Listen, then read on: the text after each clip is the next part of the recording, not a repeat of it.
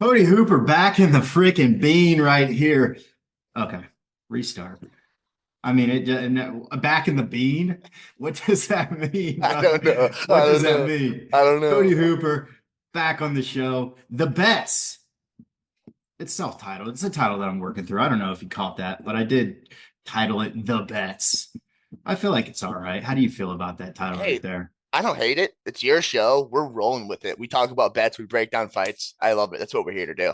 Well, welcome back to it. And we got a big one. I don't know if you took notice, but new set. I did. I was. I First didn't want to. time.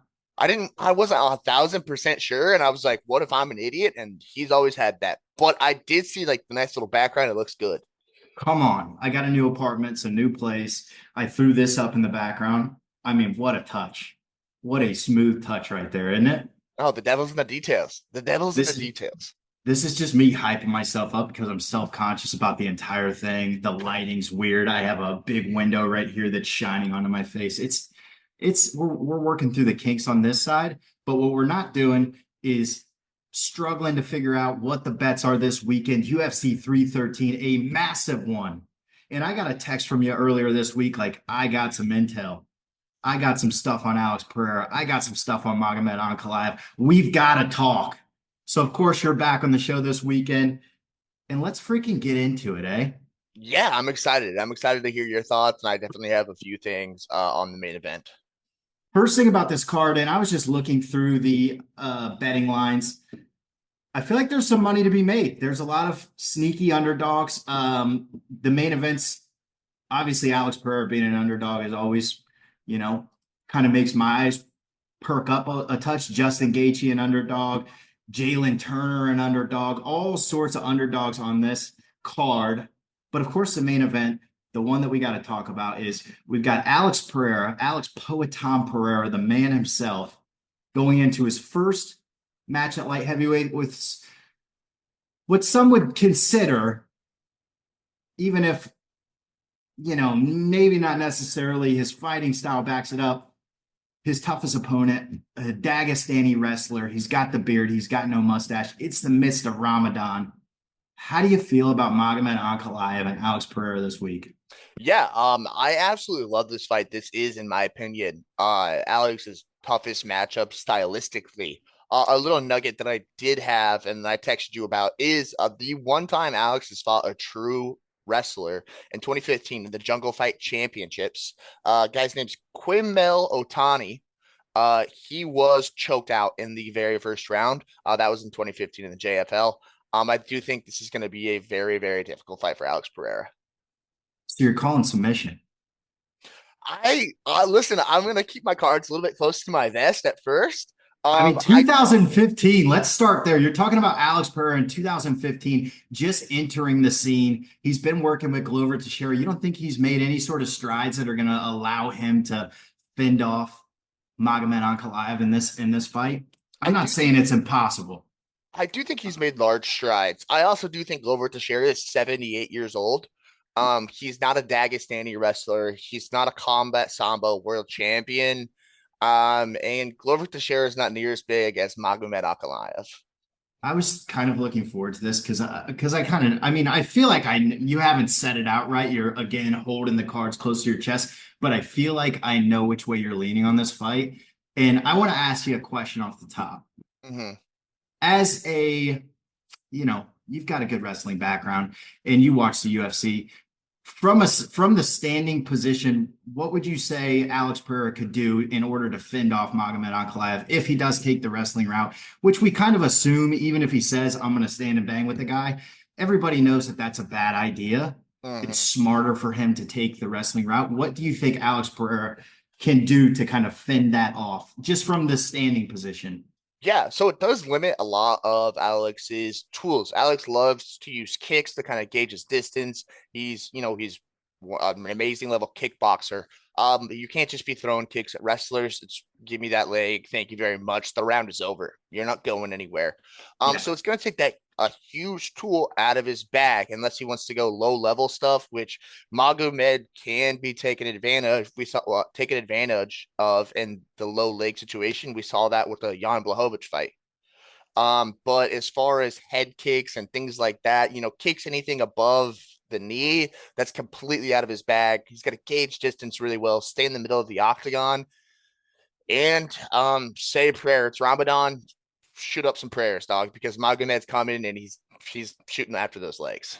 That was the one thing that I saw, and of course, you rewatch the Jan Blachowicz fight because it's their common opponent. Mm-hmm. You can kind of see how both of those guys played it. The one thing that I took note of in the Ankalaev fight is his legs were cooked. I mean, by round two, he lost one of his legs. By round three, the other one was gone. I'll say he's tough as fuck. He fought through it. He ended up winning the back half of that, and I think kind of got fucked out of a championship.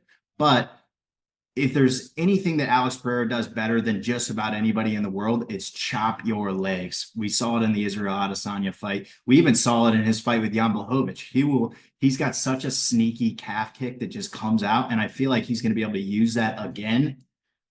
And you can be tough, but the simple fact is your legs are fucked.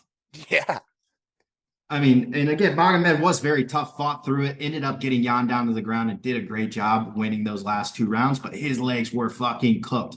And having an injured guy standing in front of Alex Pereira is different than having an injured guy standing in front of Jan Blachowicz on a 2 weeks notice 5-round title fight. Just the ability for him to close distance and close this show, although Jan's got some massive power, he's nowhere near the level of striker that Alex Pereira is. And we saw that with their fight. They, for the most part, in the rounds that Alex won, he was standing. Obviously, Jan did take him down and have some success there, which is a little bit worrisome just when you're looking at something that's not JFL 2015. The only two people that have really been able to take him down and do anything were Israel Adesanya, which was what it was. He's not a wrestler, and then Jan Blachowicz. So I think that is a big key for Alex Pereira, is just chopping those legs early and often, taking those bad boys out, because I'm not calling them brittle, but they're there to be hurt. The other thing, 100%.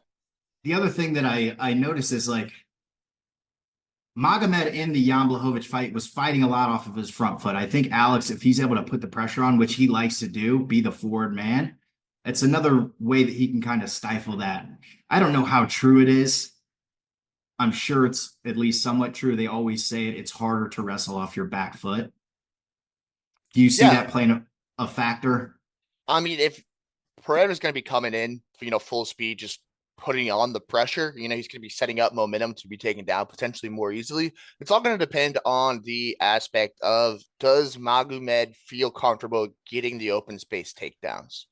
He's not going to be backing up Pereira into the fence. Pereira is a very forward guy, like you said. So getting those open space takedowns where you don't have the cage to assist you, finishing in the middle of the octagon, and kind of just hold them down there. So it's really, really going to be a huge factor in those kind of things.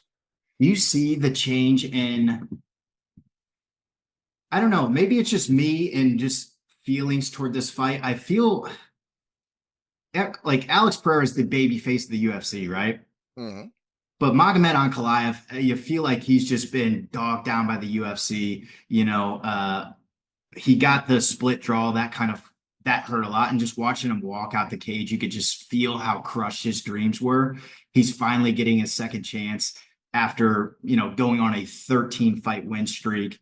The UFC is forcing him into fight during Ramadan. Do you feel kind of any sort of changing in the tides with the public perception of Magomed, or is it just kind of like he's Alex Pereira's worst matchup? I don't disagree with anything you said. What I kind of think it is this is a big, big fight week for Russia. This, like, with the political shit going on in the US and Russia and all the election stuff, it's like right now is, a very important time for how all of America sees Russians as a whole. The fact that this fight, and with how the Marab versus Umar fight went, I just think this fight is incredibly important for how we view Russian fighters. Maybe they're not as unstoppable. Maybe they can be beaten and things like that. I think this is an incredibly, incredibly important fight. Ankalaev definitely knows that. He's not observing the Ramadan traditions during this fight camp as of right now. I think he feels the weight. I think he feels the pressure, and I don't see him fighting in the UFC much longer if he loses this fight. Really? He already talked about what now. So if Yeah. he loses this one, I don't see him sticking around for much longer. I mean, and this, I'm a soft little bitch, I'll admit it, man. But seeing, yeah, seeing him walk out of the cage after rewatching that Jan Blachowicz fight, you could just see how bad that tore him up. And then kind of seeing even the back and forth between him and Alex Pereira this week, where Alex is kind of questioning his faith, saying, he's eating during Ramadan. Like Magomed's like, I fucking, I'm training for a title fight. I didn't want to be fighting here either. I feel like a part of me is just kind of like the whole world is stacked up against this guy. And of course, he's going against this big baby face. But part of me wants to see, and I didn't think I'd ever say this, part of me wants to see Magomed get over that hill just because you've seen all the pileup that's on him. It feels like one of those, the same thing with Bilal, the same thing with Leon, that it's like they've had to work so fucking hard to get to this position that, it feels like the payoff for them would mean so much more. And again, I'm a soft little baby, so him leaving that cage, it really touched my heart. And part of me, like I said, I'm almost feel like I'm more on the Ankalaev side in this fight week more than Alex Pereira, which is nuts to me. Yeah, one final thing about this fight before I stop being my own little bitch and actually give my pick is not only is this fight incredibly important for Russia and the light heavyweight as a whole thing, two kind of quick things. One, I am getting a little bit of Alex Pereira fatigue. If I have to hear about how this guy is the best fucking thing since sliced bread, I'm gonna fucking lose my mind a little bit. Like Alex Pereira is an incredible fighter. He's awesome. I love watching him knock people out, and Chama is still kind of funny, but I'm kind of over it. I'm getting over it a little bit. And two, this is a huge fight for wrestling as a whole. Everybody is, obsessed with a knockout and this and that, but wrestling is once again having its time to shine, and it is becoming more and more impactful. I mean, with the Merab fight, and more wrestlers are becoming champions again with Bilal, Merab, the list kind of goes on and on. With that being said, my pick for this fight is over 2.5 rounds in Magomed Ankalaev by decision. Bang. Damn, boy. My pick, after everything I just said, Alex Pereira by knockout. I gotta fucking ride the guy. I got no fatigue over here. I'm riding high with Alex Pereira. I refuse to bet against the guy. And it's, again, everything you just said. It is it's less of a, what do I think is going to happen? More of a, I just like the idea of Alex Pereira still being champion of this division. Like Magomed is as fun as he is. He doesn't speak, not that Alex Pereira does, but he's got a shtick. Yeah. Magomed is so much more reserved. It'd feel like the light heavyweight division has taken a step back as far as their glamour, the glamour of it. Mm-hmm. Alex Pereira by knockout. I think he can Chama. get it done. I think he can chop those legs. I think he can get it done. And I'm actually on the other side of you. I'm going to go under 2.5. I think if he knocks him out, it's going to be short. And I think Magomed's there to be hit. Chama, baby. Shama! But I do feel for the guy. I feel for the guy 100%, but I'm not ready to give up. Justin Gaethje, Rafel Fiziev. This was a weird one because we lost Gaethje Hooker. Of course, everybody was looking forward to that. Yeah, tear down the face, son of a bitch, man. Mm-hmm. This is a rematch and probably the best case scenario of fights that could have been booked short notice in this scenario. I mean, we heard, of course, Charles Arman feels like the UFC has other plans. Dustin, you don't really want his last fight to be on short notice. We heard Renato Moicano throw his hat in the ring. We heard Mateusz Gamrot. We heard, of course, Fiziev, who ended up getting it. And Holloway. But did you want to see the Holloway matchup again? Say, like, ideal world, who got put into this spot aside from Fiziev. Dan Hooker? It's Fiziev. And it's a rematch, but the first fight was so good. It's, they're both stand-up fighters. When you have a war like Justin Gaethje and Dan Hooker, you want it to fill back in with a war. And I think this is best case scenario. And like the Max fight would have been fine, but I feel like we just saw it, and he kind of dominated.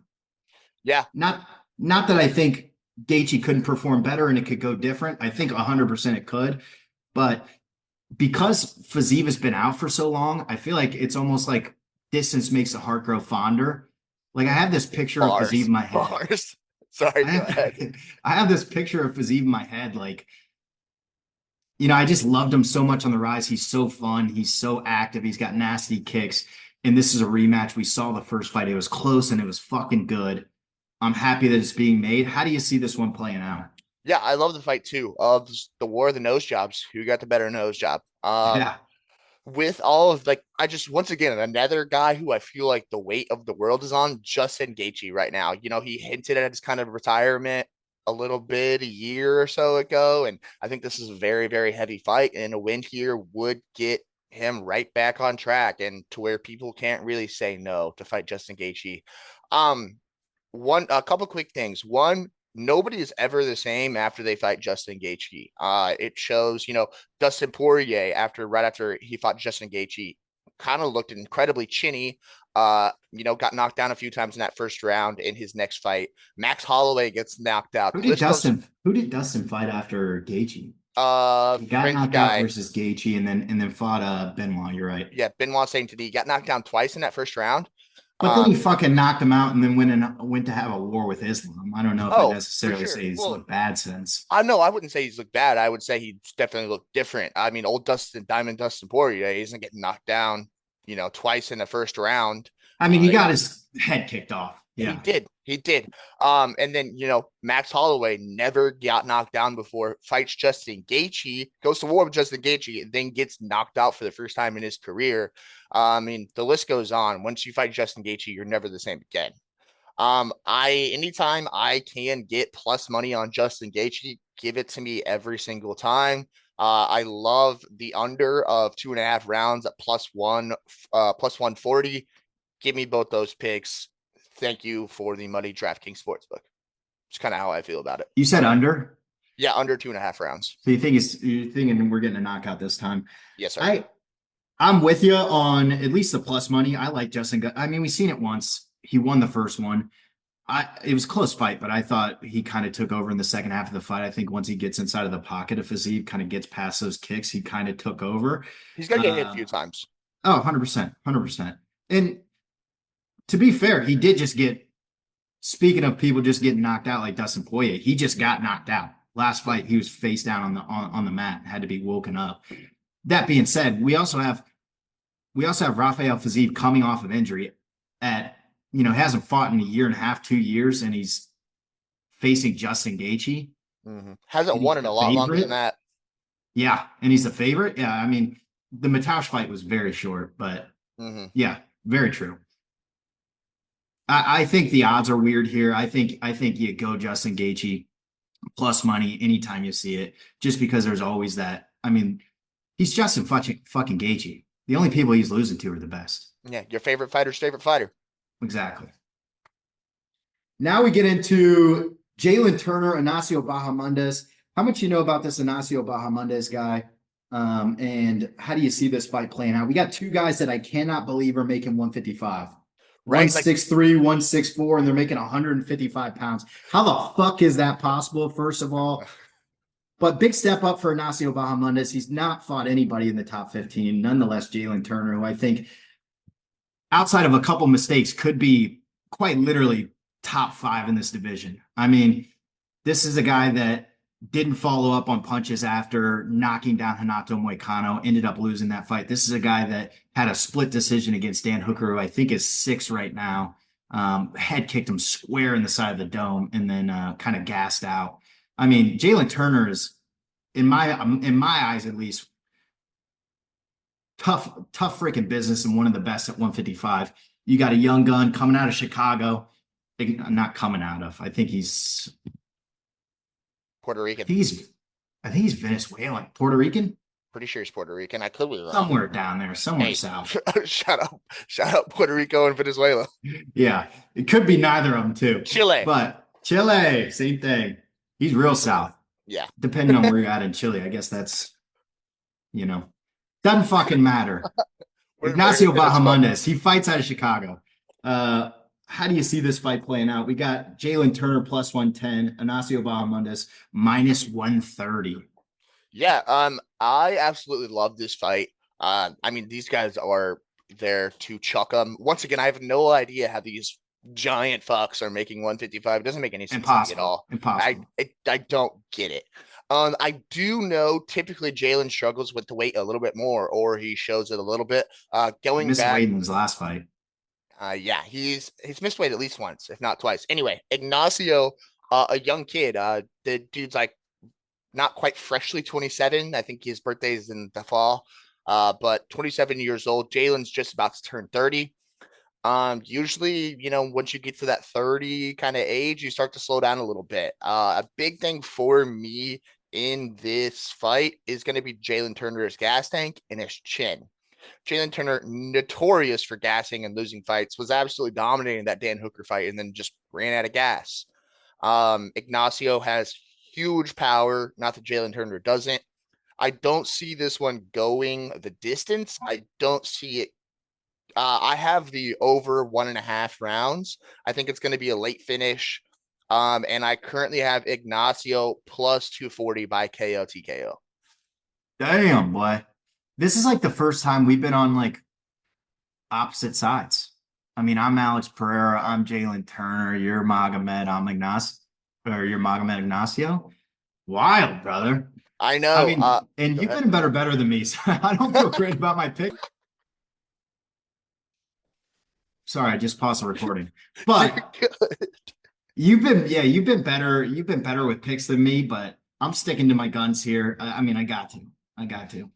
Yeah, hey, with my heart, I love your picks better. I just see, I've lost too much money betting with my heart, not my head. So just This is kind of, not hard. This is all game, baby. oh shit. I live, Okay, breathe, and die. This is straight up game. that's I my mean, bad. this is not only, I mean, I appreciate you having I appreciate you coming on the show, but I came here to embarrass you this week to show you who the fucking pick boss is. Because 2 weeks back, last time you were on the show, you faded me. I took that fucking personal. I took that personal, so I'm glad we're on opposite sides. This is yeah, side by side. We're gonna see who the boss is this week. Hey, let me know if you want to do a mayor's bet. We can work something out to where, I don't know what like it's not like they do in different countries when they do soccer matches. Like, hey, I'll send you this that's famous here. You send me that because we're not that far apart, but we'll work something out one day. We'll get it going. I just think Jalen Turner is a big step up. That's kind of where I'm coming from. I think it's a big step up. Um, It's and a huge I step think up. and there's no again, these guys are both massive, so they usually carry the tall man advantage, but not the case here. I think Jalen Turner gets it done. I like him at just fair plus money. Yeah. Who do you have in the Lemos fight? Uh Ask me Lucindo. Yeah. I I'm so fatigued about Amanda Lemos. Like, I mean, I get it. She's good or whatever. I can't deal with it anymore. I yeah, don't think she's got the pop that she used to have. yeah, I think she's just maybe a little past her prime. Mhm. Asmin's 23. So Yeah. she hasn't even came into her prime. 23 years old. I haven't really looked at where the good money is here, but Amanda Lemos, she's been fighting at the top of this division, but she's also been a part of some of the worst beatdowns in this division. Had the worst punch differential against Zhang Wei Li. Got kind of mopped up by uh, ba- ba- ba- ba- ba- ba- ba- ba- ba- ba- ba- Was that God, I'm blanking on her name. Virna Jandaroba. there it is. And like I said, I think she's just a little past her prime. She's facing a young lady at 23 years old who's um, on, I think, a 5 fight win streak. Just a bad little motherfucker she's created. I mean, her last win was against Marina Rodriguez, who I hold pretty highly. I think she's a fantastic striker. So I see her getting it done. Did you find some good money on this, or you just kind of like I take her? Because it's a close, the line's close. yeah, it's like Plus minus one. 114, minus 135 is what I Yeah, got on DraftKings here. minus 135 is not terrible. If you don't like to go the fight to go the distance, I'm pretty sure those numbers are a lot more juicy. But there's just not a ton of finishes in women's fighting right now. Yeah, I was gonna say I never really love taking the under in a women's fight unless it's like I don't know, I don't know who, but I like her at minus 135. I mean, that's a good number right there. Hmm. King Green, Mauricio Rufy, Fighting Nerds versus Bobby King Green.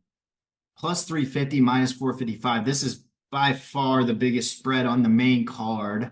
Might be the biggest spread. No, not the biggest spread on the card, but second biggest spread on the card. How do you feel about this fight? Mauricio Arufi coming off of, I think this is going to be his third fight in the UFC. He's got one knockout, one decision. I mean, he kind of ragdolled the last guy.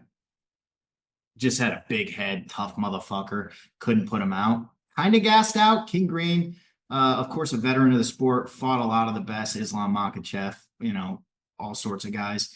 How do you feel this fight plays out? You think too big, too early, or is King Green a Uh, little past his prime? I do. It is a big step up. Don't get me wrong. But I just don't see. I don't think King Green has his fastball anymore. It's gonna be a weird matchup. I mean, the way dude, I struggle not to call him Bobby sometimes.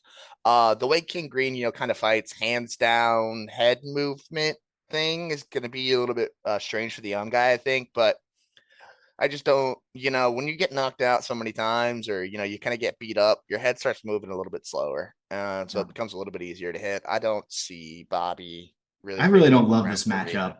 I really I don't love this matchup. It's a don't. weird one. I kind of see him getting KO'd. Yeah. The under round and a half is plus 135. Um, that's kind of quick, but I don't hate that. Yeah, I don't hate that either. Just feels like a weird one. I Yeah. mean, you're getting the name value out of King Green, but you're also kind of, and he shocks the world here and beats Mauricio Arufi. Then all props to him. That'd be a Back on track. fucking massive win, a massive win. But if the odds tell you anything, he's kind of getting set up to slaughter here. And I like Bobby King Green, and he just got done fighting. He just got done getting put to sleep by Paddy Pimblett. He's kind of in this place now where he's got to fight these. He's just fighting people on the come up, hmm and When you start beating killers, you got to keep fighting killers. yeah, And I would never say Bobby Green, was ever a killer per se, but exciting stuff. Since the last time we talked, some exciting fights have been announced though. oh, don't you worry about that. We got that lined Okay, good. up. I was like, I'm the rest of this card is like meh, and I'm excited to talk about some fights that got announced. The only other one that I got on here that I saw that I kind of liked plus money wise is Bruno Ferreira plus Oh yeah. 130. I think he's a live dog. 12 wins, 12 finishes. Armin Petrosian is coming off. I mean, I think Armin's a fair fighter. I just think if Bruno's going to win, it's going to happen in pretty devastating fashion. So I like him hmm at plus 130. Nine knockouts, I think three submissions. Armin Petrosian coming off of a double spinning back fist, Fucking the sweet. sharp bullet. So you can't really blame him for that. You've never seen anything like that before. But I like Bruno Ferreira. I just think that's fun plus money. Oh yeah, it should be a fun fight. It should be very entertaining. I wish this card had more star power on it. But we do have some really exciting stuff coming on later this year. Yeah, I was saying in my today in combat video, I was like, this is kind of the appetizer for some very fun fight cards. I mean, 314 as deep as they come. 315's got two title fights on it. hmm 316's gonna have two title fights on it. I think hmm this one kind of falls off a cliff pretty quickly, but you got top two are fun fights, really interesting matchups. As far as fights that are coming up, you know how this goes. The section quick hits. I'm going to throw some announced fights at you. You just tell me initial reactions, starting off with Bryce Mitchell, Jean Silva, UFC 314. This one just got announced. How you feel about that? I kind of think the UFC kind of threw Bryce Mitchell to the dogs. He said some absolutely crazy stuff online, and Dana was like, "All right, we're There throwing you you to go. the dogs." I don't see Bryce winning that fight. Yeah, that is exactly what that feels like. And Jean Silva, speaking of dog, I mean, a dog just got. I think it was 2 weeks ago or 3 weeks ago. They just got done fucking putting some of these lights out. So, uh, hmm Bryce, I mean, I I haven't really watched. Now that I'm thinking of it, I'm sure he's got good grappling. He's a Brazilian boy fighting out of the fighting nerds. But hmm obviously, the power advantage is going to be on John Silva's side. Bryce Mitchell not really known for his hands. I Nope. think he gets sent to slaughter there, and that's what the people wanted to see. Yeah. Unless you're a wild boy, and then you're a wild boy. I don't know what you do with Bryce Mitchell after this fight. There's a good chance if he loses, he's cut. Yeah, I think he'll be really good in the PFL. Hill versus Roundtree, Love this Kansas fight. City. I do too. I love this fight. I think it's the Um, right matchup. Someone's going to sleep. I didn't know what you do with Jamal Hill. I had no idea what you do with him after his last fight. And Sean Shelby's better at his job than I could ever be at his job. I love this fight. Give me Khalil Roundtree by KO round 2. The good thing about this fight too is, I mean, if Magomed wins, doors kind of wide open to all these light heavyweights again, which Mm-hmm. is another reason why I wouldn't hate seeing him win. Is like Alex Pereira in a very short time did run through a lot of these top guys, the people outside. I mean, when he fought Jamal Hill or when he fought Khalil Roundtree, Khalil was ranked eighth. So it would be nice. This doesn't necessarily feel like a number one contender, but it puts whoever wins this fight right back into that mix where they're maybe one fight away. 100%. Vera Batista.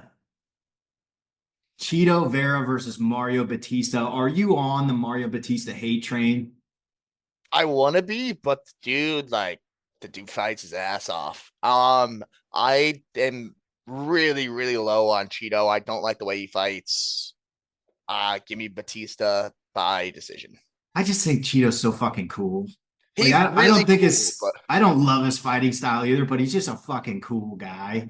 I do like me some Mario Batista though. He fights out of the MMA lab. He trained a lot with Sugar Sean O'Malley and that whole crew over there. So yeah, tough fight. it's not that cool to get your ass beat for 2.5 rounds though, and then kind of knock someone out. Knocking somebody out's cool, but like getting your ass beat for 2 rounds is like not as cool. Yeah. Like But he is cool. he's a He's a cool cool guy. fucking guy. He's You like, gotta admit yeah, that. oh, 100%. This one's not announced, same card. Presume it's going to be the main event. Sandhagen versus Figueiredo. Love this fucking fight. Mm-hmm. I think Corey has been getting kind of screwed. I Oh think yeah. either a Piotr Jan matchup and or a Sugar Sean matchup was warranted here for Corey Sandhagen. I think he's done a lot for the company, but Davison Figueiredo, you get a win there. Corey's in one of those spots where it just kind of feels like he's got to keep doing it. I don't know. Yeah. And he's a fun fighter, but um, Fun I don't fighter, know. How do you great feel dude. about this? How do you feel about this fight? Davison Um, Figueiredo, Corey Sandhagen. I think the winner gets shug, loser retires. Well, Um, Sugar's getting the shot. is it confirmed? It's not confirmed. Dana said in a post, and I think I don't know if it was the last post fight press conference. Somebody asked him about Marab and Sugar Sean, and he was basically just like, "That's what the people want to see." I would love to see that fight again. As long as Shug has been working on not getting taken down. Which I don't know how that and hip surgery kind of go hand in hand. I don't really know how that works. I would love to see that fight, but give me Sandhagen in this fight. He's Love it. just an overall more talented MMA guy. Not that I don't love Figgy, I just don't see a real way for Figgy to win this fight. Yeah. Everything else is not announced, by the way. Unless, is there anything else? Is there any fights that I'm missing that you really wanted to talk about? Valentina Shevchenko is going to lose her belt. I'm with you. I'm actually That's with you. crazy.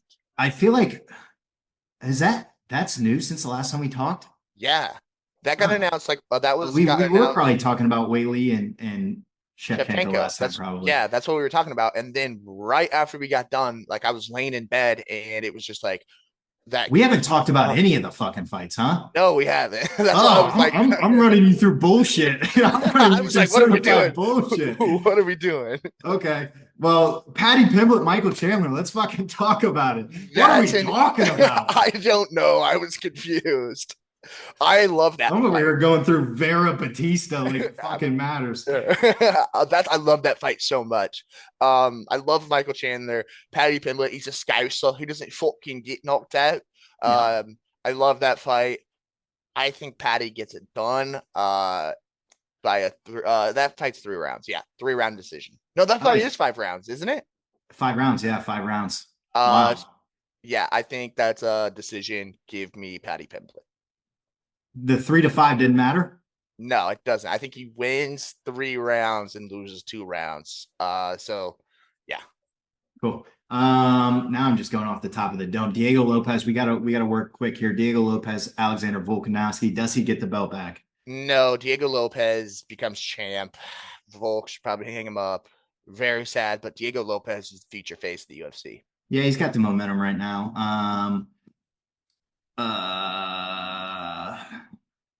Uh, Jack Della Maddalena, Bilal Muhammad. I love that fight. I love Jack. I can't say his last name. It's just too much for me. Maddalena. Yep. Della There's a Maddalena. yep, there's a lot going on there. Too much for your boy. I love Jack. I just don't.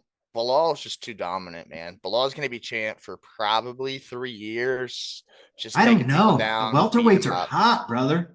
I But mean, you got Sean Brady and Leon Edwards coming up. I think if there's a matchup, we've seen Bilal and Sean Brady before, and it didn't go great for Brady.